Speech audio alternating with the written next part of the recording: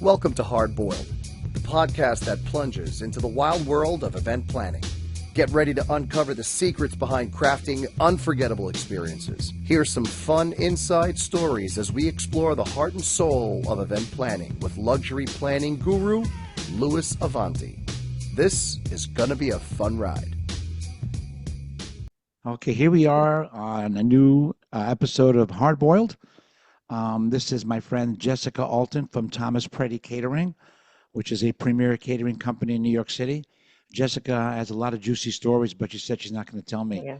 prior to the call. I told Jessica we don't talk about clients' name and talk about anything, but to make things interesting and spicy, you got to say something. Otherwise, it becomes one of those boring ass podcasts that people did during COVID. Hey, introduce yourself. Hey, I'm this. hmm Hey, I provide this service. And after 10 minutes, we're all falling asleep and nobody gives a shit about, what the person is. Yeah. I have hard-boiled eggs behind me today, and not only because it's hard-boiled as a podcast, but because I'm going to AI-generated hard-boiled eggs, by the way. I'm having construction done, so I'm not in my normal setting. I'm stuck in my Okay. basement, which is loaded with alcohol. I got a big full bar down here. If we ever have another So yeah, I pandemic, was gonna say, why don't you pour some for yourself while yeah, 10 you're o'clock in the morning, unfortunately, but I always tell everybody there's a pandemic, please come here. I have enough alcohol for about 200 people for about 3 weeks. So okay. I think that we will survive very, very well. We'll all be That's alcoholics great. after otherwise. So Jessica does high-end catering. What the hell does a high-end catering mean? Well, that's my opinion of what Jessica does. Jessica Okay. is in the upscale high-end catering market in New York City. And That New is York true. City being one of the premier wedding market in the world at this point, I think, right? The most expensive probably hmm in the planet, I or think so. extravagant, or, I'm not say popular because there's a lot of great destination places that are popular, especially when they're seasonal, but they're not as, sophisticated. Jessica sets these trends. And I think Manhattan has its own energy and its own feeling on certain things. What is very permissible in New York City is not permissible in other places. And, we'll talk a little bit about that. Jessica, so say hello. Hello, hello. Thank you for having me, Louis. I'm so Oh, excited to be on your hard-boiled podcast today. hard-boiled And affairs, the full name. But yeah, there's an egg behind me. yeah, Yeah. yeah, We think yeah, of yeah. The hard-boiled, egg. we think of eggs. We do indeed think of eggs. Sorry about that. So yeah, So so Jessica, excited to be here. how long you been doing this, Jess? I have been doing this for close to 23 years, which is 23 years in the insane. catering Yeah. industry. Wow, that's a Yes. long time. I know it's a Okay. really rough job. When I do events, I see Jessica walking around with the laptop all the time, and during the event, she's working on the next event. Then she walks around and goes back to the other room, and it's 10 o'clock, 11 o'clock, 12 o'clock. She steps outside. She's all good. She goes, "Okay, I'm going to go home now." And she must never really be home. She works like all week long. She does tasting. She's in the office. She's running around. How do hmm you manage that, Jessica, with your family? I know you have children. I know you have a husband. I know you have all that. It's a rough Yeah, business. it's definitely a rough business. It definitely requires a very understanding and compassionate spouse who can be supportive, like at home, because you are busy all the time. It's definitely been ranked as one of the most stressful careers year over year on all of the different surveys, which always baffles me. Because there is only so much you can control. And then when you're on site, you're just playing traffic cop, you're problem solving. So it's constant when you're either selling an event, producing an event, executing an event, and then constantly selling and producing the next event. And often there are events that might be happening simultaneously or happening back to back to back. So it's definitely, I mean, it's perfect for anyone who's got any kind of ADHD who likes to like do different Yeah, things you're always and doing something about it. multitask. How did you get started? Did you go to school for this? Did you Oh no, no, no, no, yeah, no, not at all. No, I mean, would you go to school for anthropology or something? no, I went to school. I was actually an English major in undergrad. There you go. And It's always everybody that's in yeah, catering always has a major that's yeah, unrelated somehow. yeah, completely Very unrelated. And few then actually, people. yeah, totally studied English, loved English, had spent a year abroad in Japan, and then ended up going to get my master's in international affairs because I thought I wanted to do something in that vein. And whilst I was there, I got into I was studying in Japan was like my area of expertise. And then I actually got into publishing, into like the multimedia of publishing, and worked for a number of premier publishing companies, and was very involved in internet and technology. Then I had my own internet company. I mean, it's crazy, crazy story, right? And then I evolved from there. I was constantly entertaining, like in my personal life. I was throwing a lot of dinner parties and hosting Why nonprofit do we entertain? events. Did you like to cook? I mean, Oh, I like I to loved entertain. it. You like to entertain. Do you enjoy cooking? Do you enjoy like I, making people feel good? Is that what it's oh all my about? God. Yeah, I'm such a people pleaser. Yeah, I Yeah. loved it. I was doing my family events, and then I would like That's a good host. word, people pleaser. We got to remember that, Yeah, everybody. People pleaser. I think yeah, everyone in the event industry, to a certain point, is a people pleaser. Otherwise, they yeah. should be out of the business. Mm. They should fucking quit. And I You can loved, tell I right away. loved Yeah, no, I love bringing people together. Just love the connections, hosting, connection, creating unique experiences. And I started hosting these dinner parties that were all built around books, like book club dinner parties. And I would theme them out, and I would decorate, and I would do theme menus and create like a whole like guide for like conversation. And I just loved that whole bringing people Wow, together in a that's very meaningful intense. way. That's very Yeah. intense. I like that. Yeah. And I like then that. I was doing that for pleasure. And then when my internet business, we ended up dissolving it. And then 9/11 happened. And I was trying to figure out what I wanted to do next. And I really wanted to do something that felt very real and meaningful. And at the time, one of my girlfriends was like, "You love this. You love doing this. This is where So your here we go. So, passion is." yeah, but why catering? How come you didn't become a planner or an event designer or, because it seems like you're more on the planning end where you're planning dinner parties. And I never been to invited to a cool party like that, where you have topics and things that involve Oh my God, I conversation. love that. I don't, I they think always this get is to. I think this is a really cool concept. Not that I haven't heard of it, but I haven't heard it put in Yeah. that context. Oh yeah, I know. I love I like that. you describing it. I feel it. Yeah.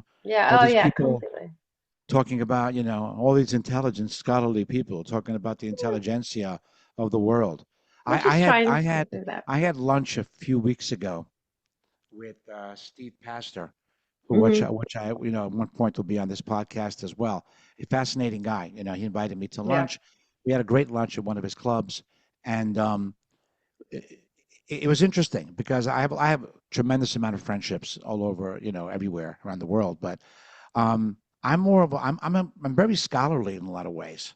I love Okay. history and I love things. People don't Hmm. know that about me because I can't really speak about that with a lot of people, even some of my closest friends. And topic goes off bat and doesn't go in the right direction. And Right. Steve and I talked about life in ancient Rome, and he turned Wow. me on to an author and a book, and he was very Right. enthralled by it. Told me him and his wife are very into talking about these historical events, and I was very Hmm. fascinated by it. So I imagine your dinner parties having conversations about things that are very scholarly and intelligent way, I guess, the theme of your book at that time. Well, But yeah. so you were lucky to be, I mean, you could ended up anywhere in catering. You were lucky to end up with like a company. Did you always work for this company or was there somewhere I've else you only were? worked for Thomas Preti, Oh, and okay, good. it's kind of like I grew up with Tom. Watch out, Tom Thomas is Preti. my mentor. Jessica's got a lot of experience out there.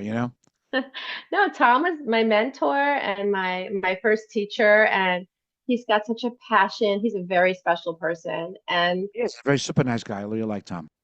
a- and like really taught me everything about food and entertainment and graciousness. And I brought to him a wealth of my like sales and marketing experience and my knowledge from that perspective. So I had something to offer right when I hit the ground running there. Right. And I've been there growing and learning ever since over the last 20 plus years. And my job there has changed over the years, like depending on what the needs have been. And like, listen, I started there, we were faxing proposals, there was no Well, email and the immediacy. it was just Right. sign of the times. Yeah. Not because you were faxing because you didn't have the opportunity to email. There was no email and No, people yeah. were not connected. But we don't want to Right. date ourselves that back. But Well, when we 20 look feet. at the evolution, Hmm. um, food has always been food, right? I think that food now has become way more, well, like everything else in life. You know, Mhm. technology was devised to simplify our lives, right? Technology Mhm. was devised to make things easier for us. And I guess it Mhm. has in certain aspects. But I think Mhm. when it comes to events in general, I think Yeah. events now are extremely more complicated than they were Mhm. 10 years ago, 15 years Oh, ago, 20 years yeah. ago. Extremely more complicated. The level of, you know, especially what you do, because I Mhm. obviously, you know, I love food and I love Mhm. that whole world. And I am now been, I guess, graced with the opportunity to, you know, help a lot of chefs create menus for Mhm. events, not because they don't know, because they're not Mhm. exposed. You have Mhm. been a great level of exposure for me in the Mhm. industry, and I thank you for that. And, Mhm. Jessica and I have done some very fun events together. Mhm. I've had a Yep. lot of laughs Yep. on events, you know, and talking about not only our clients but some of the things we can devise, and because you Mhm. got to have fun in the business. But going back to what I was saying, you know, I feel that the level of complication in Oh, the yes. catering industry has, like, I remember a day, I want to say not too long ago, but maybe, you know, probably in the mid 2000s, when the major hotels in New York City had one entree. So you'd come in, you'd have a Mhm. salad, everybody Mhm. would get filet mignon, Mhm. and if you didn't like it, they would give you a plate of Mhm. vegetables. That was Mhm. the only option. And this was Mhm. when, this is the high end property. This is Rainbow Room. This is Pierre. This Mhm. is Waldorf. Yep. I don't know if you remember that, but there was only Yep. one entree. And at one point, I asked one of the people there, I go, could you do another? And they would say, why would you do that? It just confuses the Perfect. kitchen. Everybody gets the Yeah. same thing and they don't like it. Oh, Either they don't eat it yeah. Mhm. or we'll bring them a salad. You know, Yeah. this was the only option. It was not a big deal. And now it has evolved to so many different options. If you don't have them, it's Um, not right. You well, know, yeah, I mean, are we just focusing on weddings or all types of events? all Because types of events. You're talking about, yeah, we yeah, don't I focus mean, on anything. I don't know it but for the podcast, but I mean, yeah, we talk about that a lot in our internal meetings about the level of complexity of what we do, and not even just like we could just spend 10 hours talking about menus and food and dietary and all of the things that have changed from that perspective. But Seems I like mean, just everybody's in yeah, seems like everybody's got a fucking allergy too. well, There's yeah, like I so mean, many allergies. It's like oh I yeah, think there's I think lots of a lot of the intolerances are self-created, unfortunately, because then I see people, you know, peak, and some are real. I'm not, you know, I I'm don't not even. minimizing anyone with, you know, some kind of allergy, but I see Oh, the level is absolutely extreme. oh yeah, we have purely vegan menus now. We have menus that are completely gluten free. And then obviously we have options that we can mix into any menu that include vegan and gluten free. I'm doing a menu now that's not vegan, but it's dairy free. You know, Oh my God, so complex. and like I have a nuts. client that Mhm. needs to be allium free. Yep. That we've done those. I mean, and our menus, like By all the of way, our allium free, food. if anybody doesn't know, is anything that grows or has to do with Mm, garlic or onion, not just garlic and yeah. onion, but also leeks and a bunch of hmm other stuff that I had to look up and learn recently. I don't know Oh yeah. everything. I Oh think I yeah, do, but I no. really don't. Oh no, no, no. It's constantly evolving and there's always those levels. So that on itself, the complexity and I think the sophistication of our clients is part of what we respond to. I mean, Where did that come we from, though? Does that I come think from I that? Did that come from the restaurant world oh, I trying think to it's be very, I guess, competitive and trying to, because it's not about food anymore. It's about the art of food, right? It's about presentation. It's about yeah. feel. Tuna tartare hmm can be presented 60 ways, hmm but at the end of the day, it's tuna tartare, right? Yeah. I Well, mean, I mean, I think it's a lot of it is media. Before there was even social media, you had TV shows that were like, you had the Food Network, and then you had everyone fashions themselves a foodie. They follow they post their food pictures. They talk about that on their funny Instagram. how many people are foodies that can't cook. Mm. Or I love the foodies that come in that don't want to eat, that have such a restricted diet. Like they're a foodie, Right. but they don't want to try anything, or they don't like fish, or whatever it is. Oh, Like, I don't like fish, but I'm a foodie. yeah. Yeah, Yeah. my husband and So, I go out all the time, and we go to great restaurants, and I love yeah, food. Are you right. gonna eat anything? No, no, don't go by me. You know, I just don't really eat a Yeah. lot. Yeah. That's No, just that's so stupid. I have that all the time, by hmm the way, hmm and it's really, really annoying. Yeah, no, I mean and it's what we're because for but we are the service business, so what our job is, we always ask people like what their favorite restaurants are, where they like to eat, so we can understand like what their aesthetic is or what they connect with. So that when we're working with them on their menu and we're crafting for them, we know kind of where they're yeah, landing or but you some. can you can you really mirror a restaurant? I listen. I'm a real foodie, everybody. But if you go to a Michelin, two Michelin star restaurant, and the Right. food is presented, the food is basically the same, just presented differently with, fennel pollen, all these fancy Hmm. words to describe things that are Hmm. somewhat necessary, somewhat unnecessary, somewhat. A Right. lot of it is just for, visual purposes, right? Yeah. Um, I went to a restaurant with my family. We try to go to a Michelin star restaurant once a year as a family dinner. Hmm. And it's kind of funny. I don't remember which one. I won't say the name of the restaurant, but we went to a restaurant and they one of the courses they brought out was I looked at the plate and I told my son, I said, these are raw zucchini just sliced. And my son said, absolutely not. It has to be blanched in something. They probably have olive oil on them. They probably have something in there. What are Hmm. you talking about? How can Hmm. they be just right? I said, they're raw zucchini, just sliced, right? And they put the plates in the middle of the table. It was like, sharing kind of situation for this. And I picked it up and I put it in my mouth. I said, this is a raw zucchini, just sliced, right? And the waiter came by. I said, what are these? He goes, oh, these are raw zucchini. I said, oh. I said, he goes, yeah, the chef just loves the texture between meals and so on. Now, normally, if I would have did this at home and I would have said, look, everyone, I'm going to give you a plate of raw zucchini Hmm. that are just sliced. Right. Um, People say, what is this? Why are you Right. doing this? What the fuck is this? Why are you giving us like Hmm. raw zucchini, raw squash, just sliced? Hmm. But at a Michelin star restaurant, it Hmm. became like, oh, yes, I can just feel the Hmm. snap and the texture Right. of the zucchini in my mouth, and it's so Right. fresh. And they come from a farm Right. in Mexico where, Right. some guy on a Right. bike who picks it every day and takes it himself down to the Right. shore. You know, Right. some of it Right. is just plain Well, no, stupidity. yeah, some of that is, but I mean, it does when you get a sense of where people like to eat, how they like, what their expectations are, what they enjoy, whether it's ethnic style food or from a certain region or uh, certain types of fish or certain types of beef or farm to table How do you or tell somebody? owner of How the do you tell company. somebody? Farm to table is a whole the conversation. We have the whole podcast on farm to table, but it's like natural foods or organic food. We'll Mhm. talk about that someday. But great fantasy, great topic. How do you tell someone that what they want is not going to work? Like if I tell you, Okay. hey, I want everybody to have, I don't know, John Dory, which is a fish, right? If Hmm. anybody doesn't know, or I want everyone to have, something that I want everybody to have bison.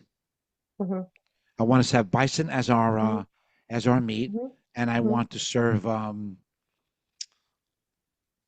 don't know. I can't think of a I sea get it. urchin. Sea Yeah. urchin, uni, Yeah. uni is our fish, and bison Right. as our meat. How do you tell someone that's not a crowd pleaser? I want to hear this. Oh no, I have that conversation all the time Tell with me. people, and I often tell them, and it's often they're worried about somebody, and it's not even like a crazy food, but they're worried about that guest who doesn't eat a certain thing or like Yeah, yeah. pleasing everybody at the party. And I usually just say that our whole objective is making the dream come through, creating a custom creative menu, but we want to make sure that there's something for everybody, that everybody can I'm sure that enjoy it. everybody. I'm sure all my Yeah. friends are going to like bison. They never had it before, but I know if you serve it, they're Right. going to love it. So I would probably start to say, well, if you really love bison, let's figure out a Love way to bison. mix bison into the menu without that being like the main entree. Like I would say, well, maybe we can have bison as an hors d'oeuvre mixed into one of the hors d'oeuvres, or have bison featured Oh, at you one of don't the know, Jessica. I stations. was in Arizona and I had bison every day, and I Right. just need to have everybody try Yeah. bison. Right. And I would just say, listen, from my Do you say experience, no? Do you say no? We're not going to do that. I won't always say depend if I can't do it, I'll say, or if it Oh won't no, you work can. I in the know you. menu. Listen, this is a situation Right. where you definitely can, but you Right. shouldn't. And you, Right. you ever tell anybody no? Because I I'll do. tell, I mean, I'll tell them I don't think it's a good idea. I'll tell them all the reasons why I don't think it's going to work. I'll suggest alternatives and ways of maybe we have, if you really love bison, how about we do a special meal for yours will be bison and everyone else's will be whatever. Like I will talk a million ways to try and give you what you want, and then at the same time make that suggestion if I don't think it's going to work for everybody else. Did you ever have a client that is really insistent on having something that you know is not going to work? Well, years and years ago, I had a client, and this was before everyone was vegetarian and vegan. So this was like a long time ago. Another wave, yeah. And we didn't have as much. Like now, when we do vegan, we have so many options and there's so much to do. At the time, I remember it was an Angel Orange Sands wedding, and it was like she only wanted to serve everybody vegan, and I was just like, I just knew it. I was like, I just don't know your guests are really going to be responsive to every single thing being vegan. Like at the time, it just wasn't. And we worked with a vegan restaurant. We brought some stuff in. We like did it the best. And hence now we have a. I don't know if it's still Michelin-star 11 Madison Park, but it's all vegan, isn't it? Or, yeah. It's all. There's lots of. Now it's a different story. But at the time, there was just not a lot of good options, and it was and her parents. No one else was vegan. It was just her. Well, you and I did a wedding. You and I did a wedding where the bride and groom was vegan. Right, and so we had a lot of vegan options. We had a lot of food for them to eat, but at the same time, we had other options for the other guests, and a lot of times steak and fish. Everybody else wanted, I guess so. Yeah.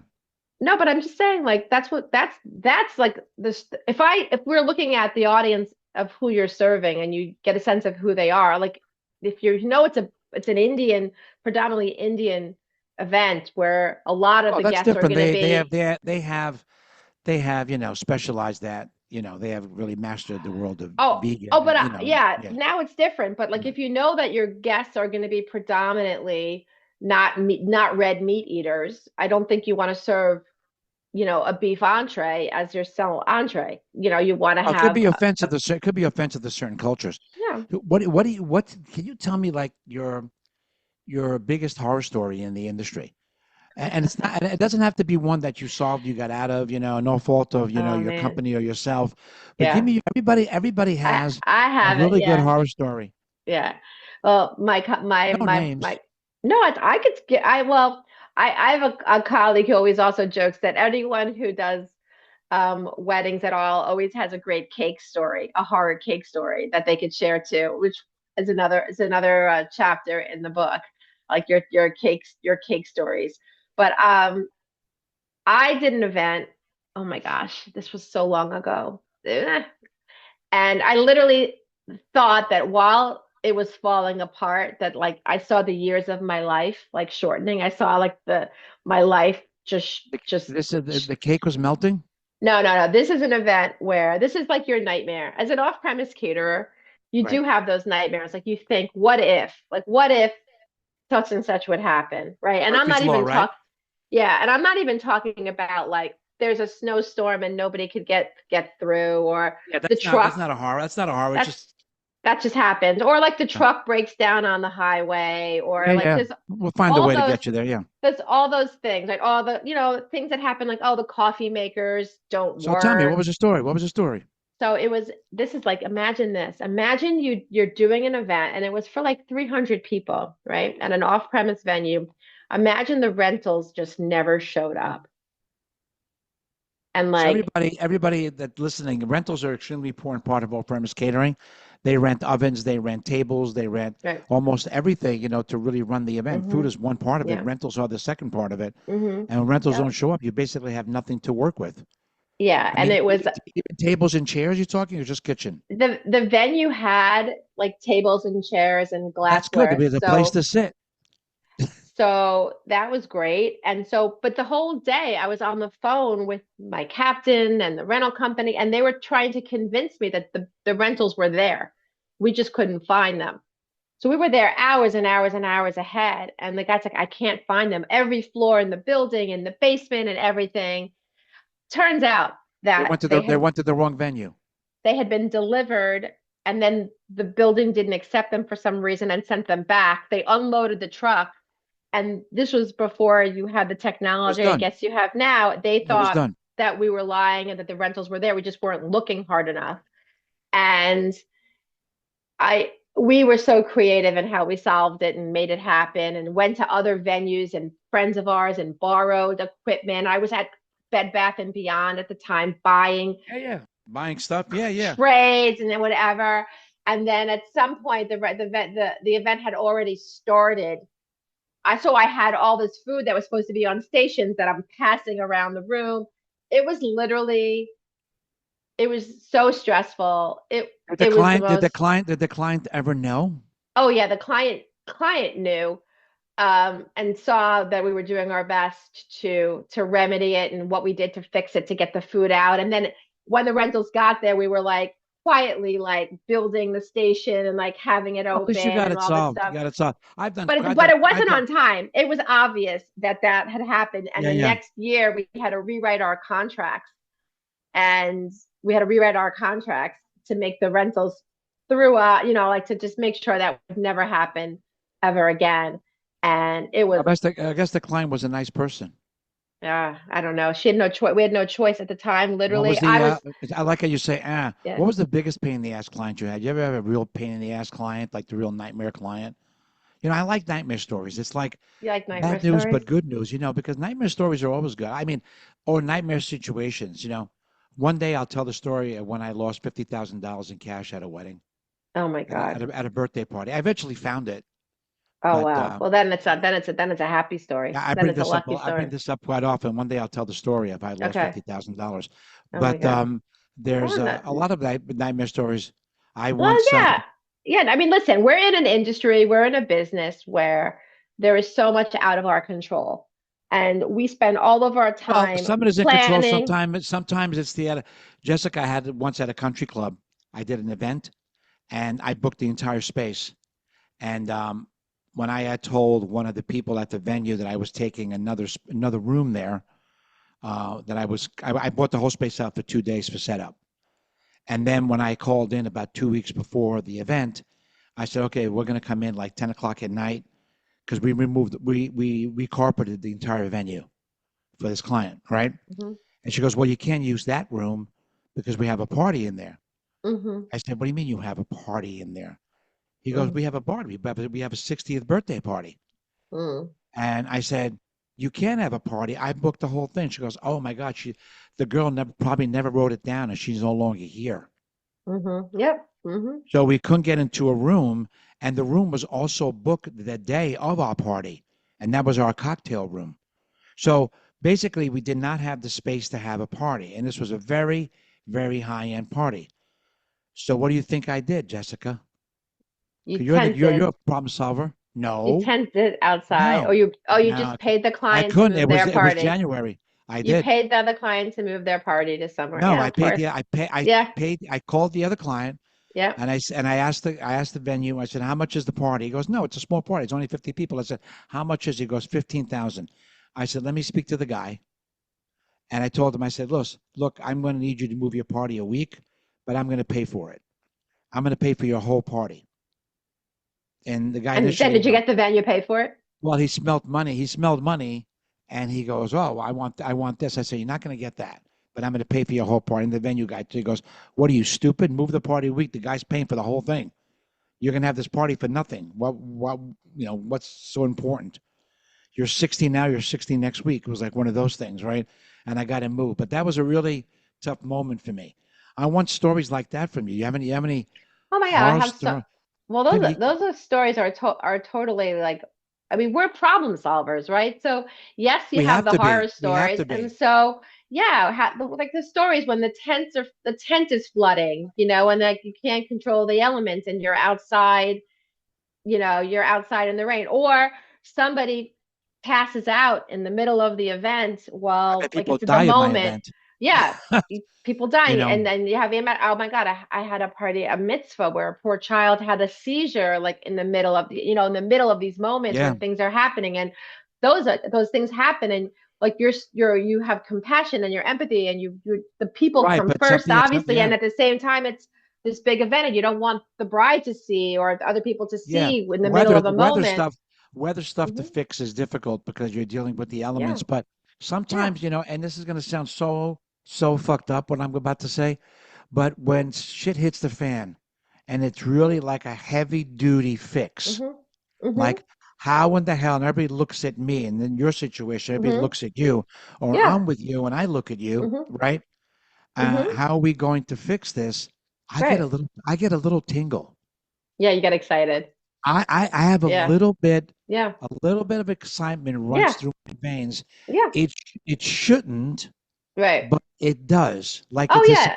excitement Oh runs through my yeah. veins. Oh yeah. I I it's did like a, I I'll tell you a funny yeah. story. We did a Yeah. party recently where we had an ice bar, Mhm. right? And the idiot that built the ice bar was such a dick. And they Mhm. came late. They couldn't find the venue. And we have like 150 people outside the door waiting to open. This guy just unloaded it. So I Mhm. let everybody in the room and I had him build the ice bar while people were, in the room. And I made it almost like A show. a show, Yeah. a show that they were building the ice bar. Mhm. And I had the performers go in front of it and, do this Right. next to the I ice love bar it. being built, I right? love that. Because if I'm not going to win, Right. I might as well join. Right. Right. You're Right? embracing I'm it going to and you're yell at the doing it. ice Yeah. guy. He's already like about to have a heart attack to begin with, right? Mhm. Yeah. Who am I going to yell at? The Right. fact that he was late. There are certain things you Right. just can't change, Right. and nothing you do is going to change it. So we Yeah. made it part of the spectacle, Yeah. A right? hundred. And people Yeah. were taking pictures, these guys lifting up the ice bar. I'm Right. saying? This is Yeah. like, you know, Yeah. I mean, a lot of my stories are like I was mentioning the cake stories, right? The cake is messed up. It falls, it melts, it whatever. And I'm running around. I once went to I was doing a wedding and the cake had fallen down. Excuse me. Or it was like just didn't look right. It was just not right. And I was running around and it was like the end of the day. We ran to Magnolia and bought like a yeah, bunch of things of buttercream to try and fix the cake. And I went to the bodega and got flowers to try and fix, like you're in a moment, the coffee maker is not working. I'm running to like buy a Dunkin' box of Donuts. Joe, Yeah. Dunkin' Donuts, and getting the box of Joe. Or I'm like, oh, we're gonna do an iced coffee bar Wow, now. the Like we're coffee gonna is make really this, good. yeah, or it's like a nice coffee bar or whatever. I had a, It's I had so a client. often like I would run around the city years ago before Oh we my had God. like internets and cell phones where you could just like call things in and do things. I used to know like wherever I was going, I would know all of the places Wow. within a 10 block Isn't radius. that part of your expertise? Oh yeah, and I would Having the go. contact and to know, I know this is uh, here, I know that's Yeah. there, this And is I here. would Yeah. go out and I would have my credit card and I'd be like, yep, I need blah, blah. Or everyone's drinking tequila and you think you have enough tequila and you don't have enough tequila, and we are like going out. I know Nora in Miami. We did an event in Miami and we're running low on tequila. Well, the venue didn't have the tequila we wanted, right? So Right. she had to actually go take an Uber to the only Hmm. liquor store that had enough 1942 and buy like 9 bottles of it, Yeah. at a super high, like $400 a bottle kind of thing to Oh, bring back to the venue, oh yeah. just so we had enough tequila. We show the client all the bottles of 1942. Oh, I've Look totally at had us. that has happened. It used to happen more back in the day, but I remember like having a holiday party, being in a car and just literally having the car drive me around the city Yeah, yeah, buying just to find different places. Yeah. just to find different places that were open that I could purchase the item I mean, those are the horror stories, Yeah, but they're horror, those are but the they're interesting. exceptions. But I had a client that once ordered a naked cake, and she was so adamant hmm about the naked cake. Remember hmm the naked cake? yeah, Naked yeah, cake, everyone, is a cake with no frosting on it. hmm Where you see all the levels, you see all the interior of the hmm cake. And the mother came in, she goes, "The cake is not naked," you oh know. no, And then I said, "Give me a knife," and I just took all the frosting off the cake. yeah, you And made they're it looking at me naked. going, "It looks a little sloppy." I said, "It's naked. Yeah, this is what they It's a want. sloppy naked cake." And then we Yeah, fixed it, and did some yeah, stuff around yeah, it. And yeah. she came in and she never knew. So you And have the a mother cake came in. story, Louis. You have a A cake cake story. story. See, I have a lot of cake. I have a lot of cake stories. everybody has a cake story. The cakes are. It's always a good cake story. How I do you have. determine I know you'd say you go to people and you ask them what kind of restaurant they like or what kind of food Hmm. they want. Hmm. But you know, I have not I don't have an issue. I have sometime a conundrum with some clients in my world where quantity is superior to quality. Hmm. Now, and I like to have both, but they Hmm. want to have like 9 cocktail stations. Right. I Well, once listen, had, yeah. I'm always like, I just like did a proposal for someone and I just was what they were asking for. I'm like, look, like it's all about budget, right? It's all about budget and also Oh, they don't care like, what it costs, but sometimes it just becomes overbearing. yeah, and there's a lot of waste involved in that also. And then you start to feel like who's going to eat all this food or what's going to happen with what's consumed or like where does all of this excess go to, which is How so much can you counterintuitive. possibly how much can you possibly eat? Yeah, no, I 100%. Do you have clients that you've had situations where they order too much and no one eats it? Of course, right? Of course. Of course. I mean, it also maybe it's just a day when no one's hungry or they're coming from another event and then you end up Yeah. with extra food. I mean, we try as a company, our company is very involved in sustainability and compost at our events and we're always looking to kind of reduce our carbon footprint and that's like a big part of what we do and Great. waste That's is really obviously wonderful. part It's of that. wonderful. Yeah. So, sure, like we're going to try and donate whatever we can if we can donate it. You can't donate like Donation is raw very bars. difficult. It's very hard to donate. Yeah. Yeah. No, it is. I mean, or we try not to fire up all the food. So if it's not like cooked to a certain way, then you're able to, Yeah. or we have people that we can reach out to and say, hey, we have this food. If you guys want to pick it up, you can pick it up. Yeah. Based on I need. had a client many years ago that went to do the menu without me. And then when she came back and I got the bill from the venue, I said, why is it like $250 more? Hmm. And I called the venue and I said, there must be a mistake here. I said, this number is excessive of what we agreed upon. And she goes, well, she ordered everything on the cocktail menu. She ordered Hmm. every station we have. And then I called her up. I said, you ordered every station? She goes, I want people to have a choice. I said, you have like Yeah. 14 cocktail stations. I Right. said, you only have an hour cocktail hour. Right. If Yeah. I couldn't physically Right. get half a plate from every station in Right. the allotted time Yeah. That's and ridiculous. talk to everyone, Yeah. No. and nobody is going to care. Do you ever tell Yeah. people nobody Yeah, but cares? yeah, I think so. I don't run into that as much. I think people are more aware. I mean, they have the budget restraints sometimes as well, but just more aware of at least my clients, I Budget feel. restraints. You come from a luxury market. I don't really think you have budget restraints compared to the real world. What's Well, the most probably not compared to the real world, but still everyone has a budget, even so. And even yeah, and billionaires have a budget? Understood. So speaking of that, what's the most that someone has ever spent with you on an event? I knew you're gonna ask that question. You love that question. I don't Come hate on, we that love that question. question. I mean, and then listen, some of the events we do events for thousands of people. So I mean, we have All very right, so large thousands of events. people. So yeah, so Yeah, when you do thousands of people, what's the largest event you've ever done? Put it that way. yeah. I mean, we do an annual event now. We've done it a couple of years. It's a seated dinner for 1,600. We do cocktails for more than that. Cocktail All parties right, for so more than that. But 1,600.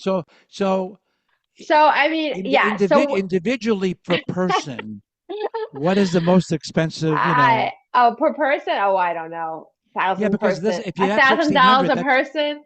I a mean, thousand a like person. Okay. you could do it totally easily, and yeah, it depends on what they're getting. Jessica said totally easily on 1,000 a person, No, plus admin charges and oh, everything else. So easy. look at it, easily 12 to Well, 15. Well, there's a venue in New York well, City. for really big ones, for really big events. I mean, I'm just talking about like our piece of it. Like you have a better sense of where they No, end up no, because you're listen, doing I'm not everything. saying that the $1 million event doesn't Yeah. exist, right? The $2 billion event. I get that. I've done them, right?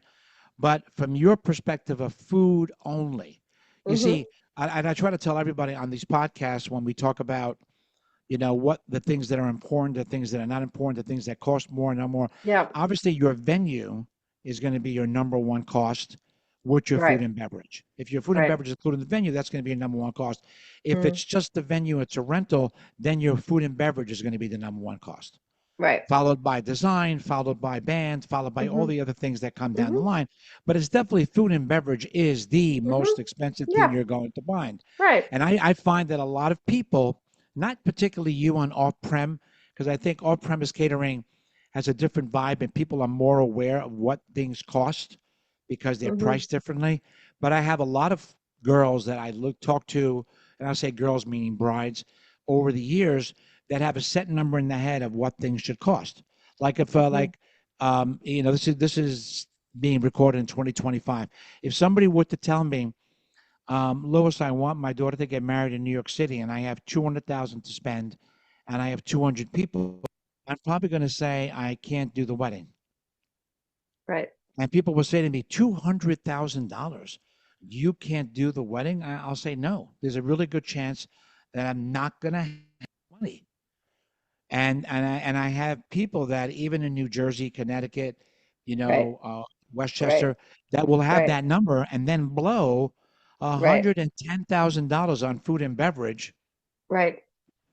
and there's not enough money now left for To do anything that. else. So Right. what's your highest spend has been like 1,000, 1,500 a person for a dinner? I mean, it must have been exceptional, but you do expect it to be I mean, exceptional at that yeah, price. I mean, we always going to do something exceptional, but yeah, I mean, you just mentioned like, and also like depending on how big and how small it is, right? Like a smaller event, Oh you no, might have I'm a not higher talking per about. person.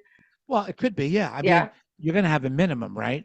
But a higher per No, person. but I mean a higher per person, even like for smaller events versus larger events, you'll have a higher ratio maybe of like what you're doing in terms of service and in terms of beverage, like you were mentioning 1942. Like you could get very expensive champagne and your very expensive alcohol that could just completely the Very bar bill expensive could wines. be Very bar expensive can be wines. Yeah. as much as food can be. And our Yeah. staffing, our service charges, our staff and labor is as expensive as our food is, and Right. our prep in our kitchen is much more expensive now than it used to be um in the past, like the from what it costs to prep the food before it even gets to the job. I mean, everything as a percentage of the food, as a percentage of the Yeah, but the overall person package. doesn't, and the client doesn't know that part No. of it. The client just knows what the cost per person is, right? Yeah, of You know, course. But I'm saying, like, for us, like, all of that is what elevates the cost. Often people will be like, I mean, not educated people like planners and such not, but the layperson are always like, wow, like, do you need all the staff, or why is the staff so expensive? you'd be surprised, or maybe you wouldn't be surprised of how many planners don't know shit about that. I'm You'd just be saying, it's surprised. an education. It's my Yeah. job to educate people, like, why, and explain to them why we have the staff we have and why we need what we need on the job to make something happen. Jessica's staff is actually really, really good. Oh, they're the best in the business. And that's another thing to discuss. Food's great also, but the staff is really, really Hmm. important. I've Oh yeah. had some bad staffing issues for off-prem catering, from an agency, and people that come in Oh and no. just really can give two shits about your event and who you are, and Hmm. they're on their phones, and they Oh go by a no. table and you see them look down, and Oh, yeah. it's such a difficult world to prevent that, though, right? I Well, we see them do, I see especially them because walk you don't by. know who's coming out now. I mean, the people that are coming into our industry now are very different than the people that were working 20 years ago. There's a level we invest in our staff. We treat our staff very well. We invest in training them. We're on site. Our management on the service, our service manager is on site to all the events, making sure that people are dressed appropriately, that they're showing up on time. Our captains have their own meetings and training, and they give us feedback about what's working and not working. There's a lot of communication that happens. Right. So it's very, and then we have fun with them too. We celebrate them. We have staff holiday party. We do staff football. Sorry, not football. Base softball game. So I mean, it's a huge part of the whole experience. It's not just No, how I delicious think the staff. food I is and think in how the it's presented, but it's the service, and it's the culinary in the back, and it's the front of house experience. It's the bartenders. We're rolling out now this very high level like bar program. Like we've really invested in our bar and our bar program because what's a high level bar program? well, just like the way that our cocktails are kind of mixed on site now, it's as if you were going into a bar and watching the cocktail experience happen. Is there enough Our time? I've always thought about this, right? And I've worked with a hmm. lot of flair bartenders and Uh-huh. people that do very high end bar Right. cocktail. Hmm. How important is that element if I'm at a bar and I'm just talking to people and I'm bullshitting about stuff Hmm. and I order a drink, Hmm. Right. how captivated am I by the cocktail making experience and how Right. long am I going to do that? Right. And it's a very good question. We balance it all the time with drinks we can batch and having some other like wines and other drinks available so that people who don't want that experience can have faster service. But people are willing to wait. I've learned they are willing to wait for that special cocktail. It's part of the experience. I've seen I it don't know. before. I don't know. I don't know. I mean, I I'm not agree that saying I'm not saying for that first drink when you just walk out of the ceremony and you want that comfort, like something in your hand to start no, no. socializing. So we butler drinks, we're always going to have that butlering experience, which is going to kind of help with the crowds at the bar and whatever. But I have found that for a really good cocktail, for that experience, people will socialize around the bar and talk to Right, but people to have look, that drink. look, cocktail bars per se have been Hmm. around for like 10, 15 years, right? Hmm. And the word, what's the word of the guys with the lab coats? A Oh yeah, mixologist, right? mixologist, Mixologist, lab right? coats. I'm a mixologist. I'm not a Uh-huh. bartender, right? Make me something with citrus, not too strong. And the mixologist has this level of understanding of the Yeah, but alcohol that's levels. not, But yeah. but that's an alcohol and that's a drink But the and way that's we an shake invention. the drinks at the bar on So the ice, how you're they're, talking about a flair I'm not bartender? talking about a flair bar. I'm talking about Okay. all of our bartenders now shake up the drinks, get them really, the whole experience of getting that martini and that margarita. I mean, just in general, even for standard mixed drinks, it's just at another level. It's just something that we've been investing in and training our bar But staff in terms of how to do it. do you find that is I think it's a great selling point Oh no, it's part of the. because I think it's something that people don't think about it and it's wow and it gives you that advantage maybe over someone else that doesn't do that. No, I But think you're gonna know when you go to a party and you get a crappy drink, you're gonna know it, or it's not cold enough, or it's not what you want. It's just you part know of what the yes, service. yes, I understand that, but I mean, I don't I'm think a of it as a selling point. I just think of it as another part of our well, service that we're focusing on. when you tell me you're investing in it and a Yeah, premium bar package, and yeah, that to me yeah. is a selling point, I think right? it's just part of being in the game. I think it's just we're always looking at everything that we offer and we're constantly improving. We're constantly innovating. That's just part of who we are as a Is there company. anything? I'm going to stop you for 1 second Uh-huh. because my computer is telling me my battery is running low. Okay. So I'm not pausing because I want the recording to Okay. go on, but I'll be Right. right back. Okay, sure. And I want to pick up that question again.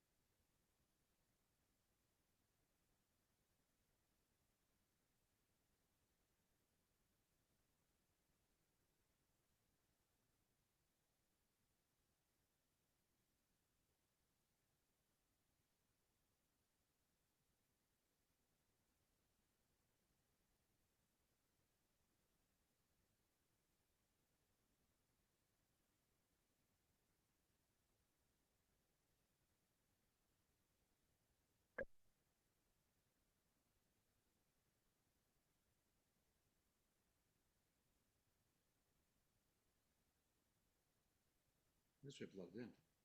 Okay. But how many people actually think about, that bar experience? I think a lot of people go to a bar and there's an expectation to get a martini, people get a beer, people get an old fashioned. I just Yeah. think that Look, I- and listen, listen, I yeah, do flair yeah, bartenders. right. I've spent a lot of money on flair I'm not bartenders. talking about, I am not Yeah. talking about flair No, bartenders. but I am talking they about, are their emphasis is really. Are you talking about just getting one good drink? I get it. I'm just Yeah. talking about just training our bar staff to our level of what our expectation is and what our guest expectation is. We train our staff, we invest in our staff. That's why our service is what our service is. It doesn't just happen. People don't come out of college knowing how to do it, or they can't possibly know what our expectation is. And if we don't train them and invest in them, which is what we do, which is what part of the Thomas Preti experience. I was just we're like looking now at where we're rethinking about like our staff uniforms and how what our staff uniforms are, what our stand-up uniforms are, and how our staff knows what our expectation is, what kind of shoes they can wear, like what their standard, what they have to Mm. have, and like and now we're looking at our uniform and what that it looks like and how that's presented and what we do. So I'm just talking more about I'm not talking about flair and like no one's juggling anything and No, doing a no, no. I show. know. I understand. I I'm understand. Just talking that. Yeah. I'm talking about just Everything should be. basic Yeah. Right. expectations about grooming and presentation and That how has a you lot to should, do, obviously, with the whole idea of smiling, right? yeah, of course, Mm. smiling and Mm. like and you know what? A happy staff is going to smile. So we feed our staff great at the events. We give them a hot meal. They always joke about how good the food is and we mix it up a little bit. I mean, you always have peanut butter and jelly, right? That's the catering standard, but we also always feed them a hot meal. And part of that is because we know that we're better when they're better, when our staff is, There and was a that's couple part of, of it. I want to say about 10, 15, 12 years ago, maybe more than that. Do you remember there was a company in New York, I won't mention it, but on their, they used to have, a model, a female and a male next to each other. And then by pushing the mouse, you could change their uniforms. Oh, really? Okay. Yeah. So you used to go from, just a vest, Hmm. full Hmm. tuxedo, you know, the Right. uh, the French waiter look with the big Hmm. apron Hmm. coming down. Hmm. And then you can go to black, then you can go to white, Yeah. then you can go just change the menu. And I always thought that it was wonderful to look at, even though, you know, you would basically choose maybe between two. The Hmm. choice of having three or four was kind of interesting as a sales Yeah. technique. You Yeah. know, We have different aprons. We have different I think that shirts and pants. innovation in sales, in selling what is so, and food is a basic necessity. It's not, it's not like an option that, Hmm. you want to get two more singers or a horn section in the band. Food is a necessity. Hmm. Alcohol is a necessity. Hmm. Um, but how to enhance it, like you're saying, with drinks and how to enhance it with uniform and Listen, how to enhance it. people might not. The thing is like they may. I'd like to think that the food is the most important thing at the event, like that it's it, but it's not, right? In most events, it's and Why no do you one's think? always gonna notice. Why do you think it's not on a scale of 1 to 5? Where do you put things? I have this conversation a lot, right? So Yeah. when I speak to my entertainment, they'll tell me the entertainment is the most important thing at the event. Hmm. Some Hmm. people will tell me that, and my clients will tell me that. She goes, "Oh, no, no. For me, it's about the food. Even though they don't mean the food, they mean the quantity of food, the visual aspect of it, right? What's it to you? What's the most I important thing mean, for you at I an don't know. event?" I'm a great guest at a party, right? Because I'm the I am worst. the I'm most. the worst. I'm I'm the worst guest. I'm a great guest. I'm a great guest because I'm very forgiving. Because I don't know, that's just my personality. Like I know what it takes, right? I know what's going on behind to make it all work. And when you're at a great party and I work with great planners and the whole energy is so good the whole time and the flow is so good when everything is going great and the flow is going great and you're dancing and the music and the conversation, the music's not too loud, but it's the right timing of everything and you're not everything is good and the food is the right temperature. Like it's hot when it's supposed to be hot. It's cold when it's supposed to be cold. Like I'm so happy. I'm not worried when I'm there. Like I'm not so super focused on any one thing. I'm there to experience it and be Right, there to but celebrate it. overall, if we had to Yes. put a hierarchy on things in the Right. scale of 1 to 5, right, where Yeah. where 5 it really doesn't make a fucking difference, Right. and 1 this is really paramount for Right. 90% of the guests. This is going to walk away Right. with a Right. thing Let me hear Right. your thoughts on what the most Okay. important. So I'll tell I'm you going to tell you that I will mine, tell you. yours. Okay. Number Okay. one, go. Yes. Okay. Okay. This is too hard. I was going to No, say, it's not easy. I was going to say, I'd like to say that I think that the food and the service, the service as a portion of the food is the number one thing. I think the fact I that agree those with you. Oh, okay. So I I think totally agree with you. I think that that Number whole one moment is that you walk service. in, that the coat check is quick. You get a smile, you feel taken care of. You're not waiting on long lines for whatever it is you want, or you have a question about the ingredients in something, or you need that there's staff there to help you. You lose something, someone needs something. I think the service is like the number one thing. Well, Um, that's the difference of going to a Hilton Garden Inn and going to the Ritz-Carlton, okay. right? They're both hotels. They both have a bed, and they both have AC, heat, and hopefully a hot shower, Mhm. right? But it's apart from the decor of the room, Mhm. the only things that differentiate those two brands from the Right. same company, well, not the same company, Right. it's the story's Hilton, but is service, Yeah. is So, the I smile, mean, is the I feeling. think at any event, like the service, and then there's What's like, number two? I think that there's like a flow and an energy to a party, like that there's like this sense of like movement and like there's an expectation, like, Well, like it just in you general. and your husband are going to an event. I can't do this because I'm in the industry. I'm the worst guest in the planet. Uh-huh. I am bored within 4 minutes. Hmm. I've gone Hmm. to weddings with my wife where, because I knew the venue and I wasn't planning it and I was an invited guest, I Hmm. get there and the whole staff is like, "Oh, you're not don't sit down. We'll bring you all the food. We'll bring you all the cocktail food. Don't sit." And I said, "No, I want that. I got to walk around because I'm going to go nuts." And I end up spending literally most of the wedding in the kitchen. Yeah. See, Okay. I'm I'm a not that very person. bad guest. But tell No. me, No, from I you said and the your husband, experience. Yeah. That's what it. do you I mean, think? I think it's I Great think for me, service? I'm going, I'm socializing. I personally don't like it when the music is so loud you can't have a conversation. Ah, okay. I, So you feel that environment overall is yeah. important, right? So Hmm. so where do you okay, so environment, music not being loud. Is entertainment to you a great band or a great hybrid or a great DJ the second element to you? No, Or is okay, that's interesting.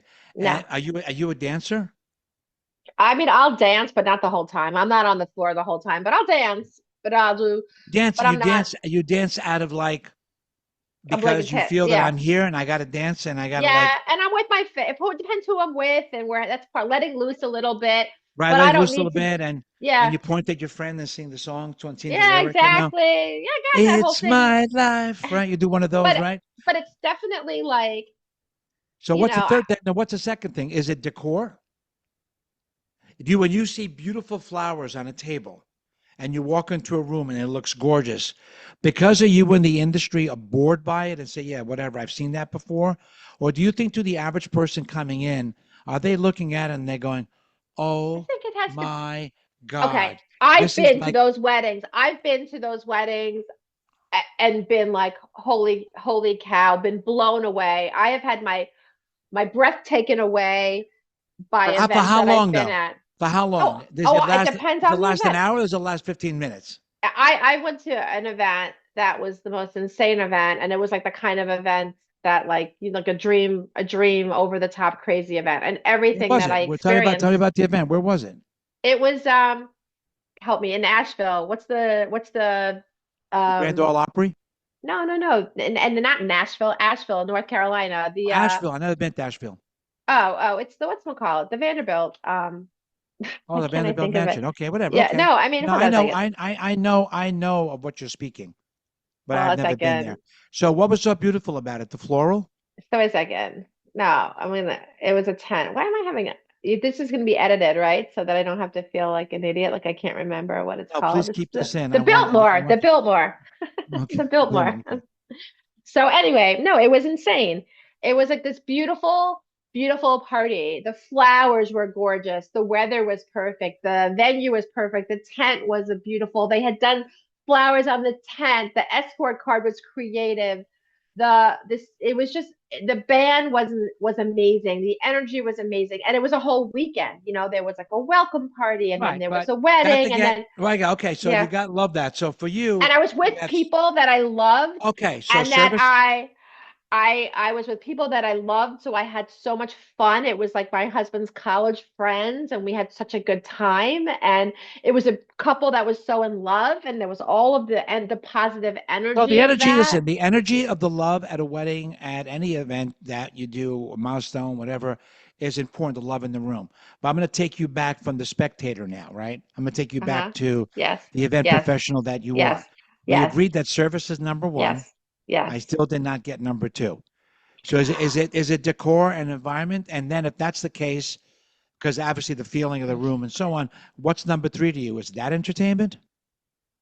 Um, maybe it's food. Maybe food is maybe that's where food comes in. I mean, listen, I don't need or expect that when I know our food's phenomenal. And people write about our food and talk about our food. And people say often that when they have the food at our parties, that it's the best wedding food they've ever had and that it's amazing I, food. I But, agree with you. And when and someone goes out of the way to yeah, comment about the food, there's a yes. reason, right? That's exactly what I was going to say. And that the fact is that we work hard. It's not just that the food is beautifully plated and that it's done to spec and it has all the dietary whatever that's needed, but it's served quickly. It's served hot. It's served correctly. That if it's a choice entree that we like to do like everyone gets their plate and it's done. Yeah, yeah, We the do a very presentation, definitely. the So, presentation of it, but that it's hot and that. So I've gone to parties where the food has just been meh, where the food is just like it's fine, it's like doesn't it's whatever. But if it comes to me quickly and it comes to me hot and it's what I ordered, I'm often just okay with it. I'm fine. Like I'm not I agree. there I for agree with you a because gourmet dinner. I also feel, and I tell people this when I create menus and when I work with a lot of clients, whether it's corporate or social. Hmm. I always say the event is not a gourmet experience. I always say my line is food should be the best of what it is for what best it could be for what it is. It's not going to be the most amazing burger you ever had. It's not going to be the best steak you've ever eaten, Right. but it's going to be excellent, right? It can't be bad. I don't think there's any excuse for bad food Right. or where we are in our Right. life. Right. And when And I that's see the thing. bad If food, the food is bad, you're going to talk about it and you're oh going to yeah, remember it and you're and going it's to funny. say I that say that. wedding the food was inedible or I or say that about out sushi. of they ran out of crackers or like running out of something basic or like the Yeah, food being served I I cold I say or that being about sushi. inedible. I tell people, Jessica, I said, look, good sushi is here. Great sushi is here. You know when you're having great sushi when you go, wow, that was really good, rather than go, I'm not going to go back for a second one. I've had it before. It's bland, it's tasteless, but it's sushi, right? So Right. good food you'll talk about, as you said. Right. Bad food, you either won't comment or say the food was bad. I've seen really bad food at weddings, and it's beyond me how it can be so bad. Right. I wish I had a Right. pro. I wish Right. I had a GoPro on my head. Right. Right. Sometimes when I can go to a kitchen and I see the slop that comes out of it, Right. and Right. So I guess my point is I think that having good food would be number three.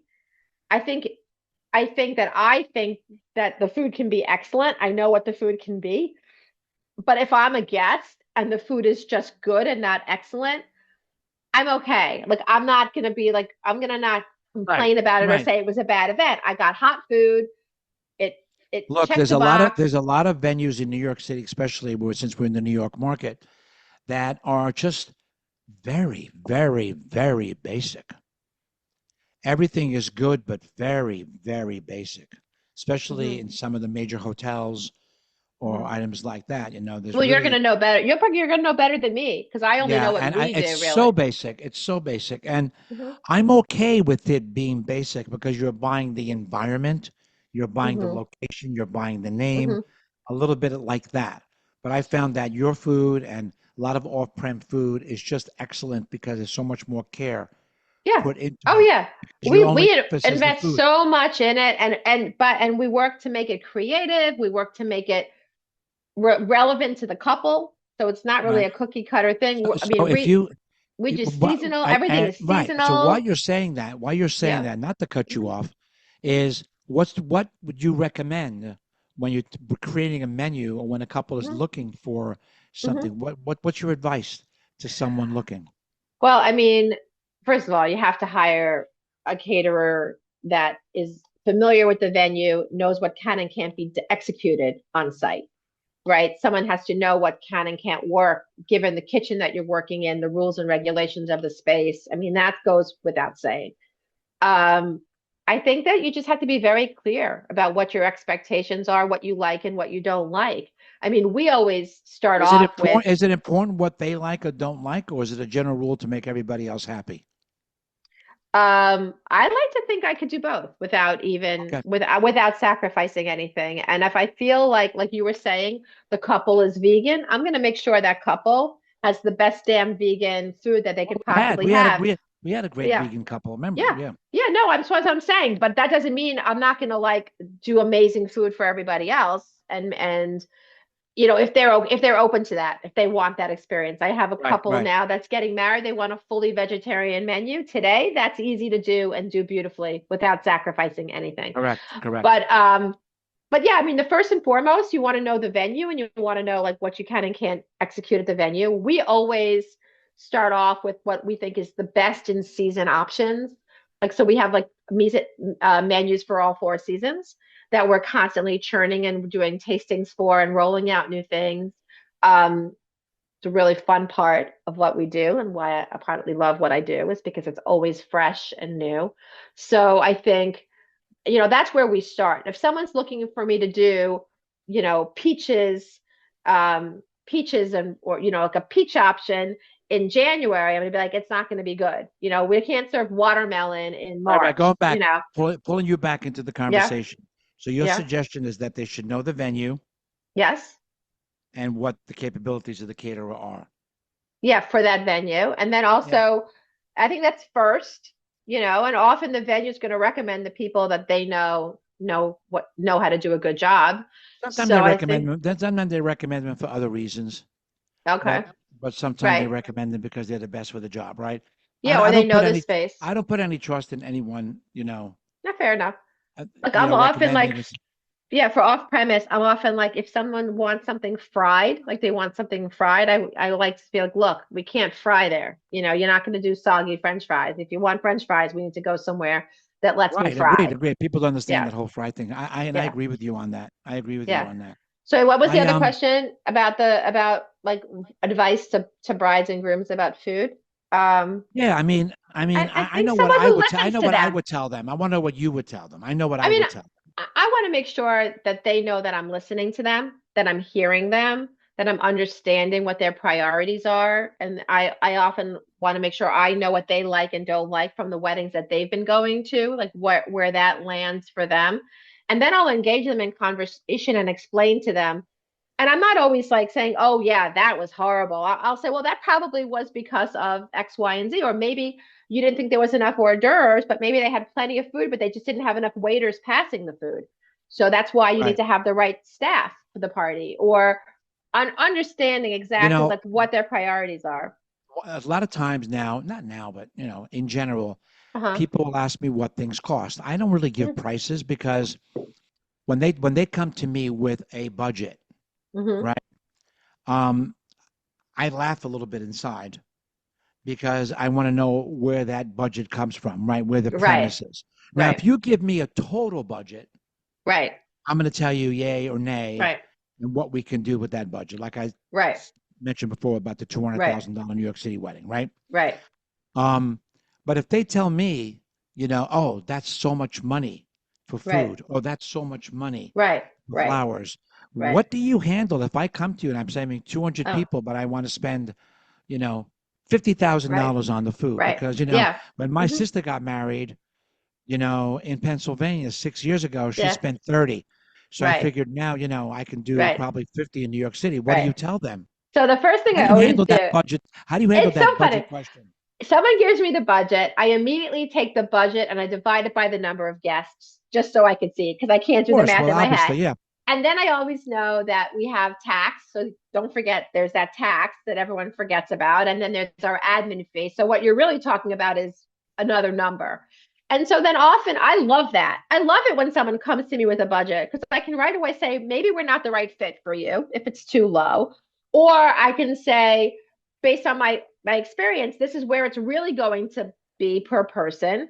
And this is and this is what you want to keep it. If you really want to get married at that place and this is what your budget is, don't do cocktail stations during cocktail, or just do a grazing station and not Right, an right. So activation what? So station. what?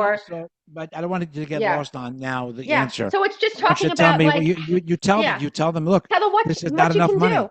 Yeah, or This is not not enough enough money. money, or for that budget, you have to readjust what your expectations are. You can't do this, you can't do that. You have to do just past desserts, or you have to just do a single entree, not a choice entree, or you have Right. to do like if you're really married So to a you'll set adjust budget. it. I'll adjust it a little Yeah, bit. But if it's too yeah. low, If it's too low, it's it's too too low. low. Right. But I mean, there's a place where it starts, but there are certain variables that are going to impact the price that you could adjust easily. Maybe don't make it a 10-hour party, make it a 5-hour party, shorten the Right. party Right. time. No. No. Agreed. Change Agreed. change the bar, make it a simpler bar, change your choices. Like there's definitely variables.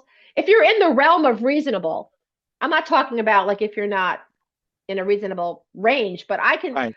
I could certainly do this a beautiful wedding for 20,000 and 30,000, with the difference just being a couple of those variables. Right. I'm just as an example. No. No. Like, I totally understand where you're and coming from. it But happens with rentals. You go into rentals, you could rent a napkin for $1, you can rent a napkin for $5. also, I You told them know? there's a lot of subjectivity, right, and Yeah, objectivity, obviously, in sure. the in those choices, and I tell them all the Sure. time. And I also be very realistic with my clients. I'm gonna say, listen, Hmm. this is never really going to happen for the kind of event that you want. Right. So let's be realistic and let's budget here because I Right. think this is where you're going to end up anyway. And if you don't want to be here, we Right. have to start cutting some of that stuff right now because Right. people always cut things that they feel is not important. Yeah. But at the end of the day, I think Oh, they're important. That's why I wanted to get that order of yeah. things from you, right? Oh, yeah. Well, I Um, mean, I also think that's like one of my pet peeves. When I send also, someone a pick a, yeah. proposal and someone says to me, "Well, why do you need 10 waiters? Like, I think you should just cut. I want you to like just revise this, but can you remove 5 waiters?" I'm like, "Yeah, but I can't do this party with 5 waiters." Like that's my pet peeve when somebody who's not Well, doesn't have trying to my tell experience. you you're a Yeah, business, my right? Yeah, of business. course. And I'm like, look, I know what it's going to take to deliver the experience that we deliver. Like you want to have a conversation about budget, I can tell you the things we can do to try and reduce Yeah, the because impact. it puts you in a situation Yeah, also we're not because going to do that. you Yeah. cannot you don't want to not Hmm. look good, right? You don't want to do We all that can't. work and do it. I Our tell people our that all the our time. only thing is I only want to do the next party. And I'm only going to do the next Yeah, party if I I will do walk your party away. well. I will walk away from Yeah. the event if I feel I'm not being properly compensated Oh yeah, for the 100%. amount of work that I'm doing because I want to be happy doing the event and I want to do my Hmm. best possible job because for me, whether you're spending, $1 million or spending Right. $300,000, it's the same amount of work.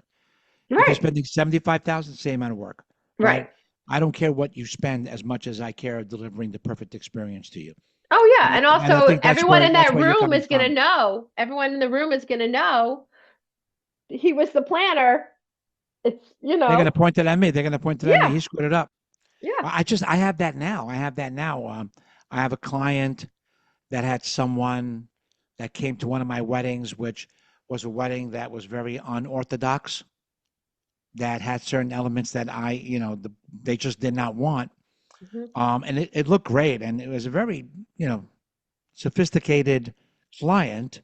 There's certain elements they did not want at the wedding, which I, was against of, but I can't tell her what to do. Right. Hmm. Um, and the other client, she goes, "Oh my God, this person hated that wedding because of this, this, this." I said, "You understand those were not my choices."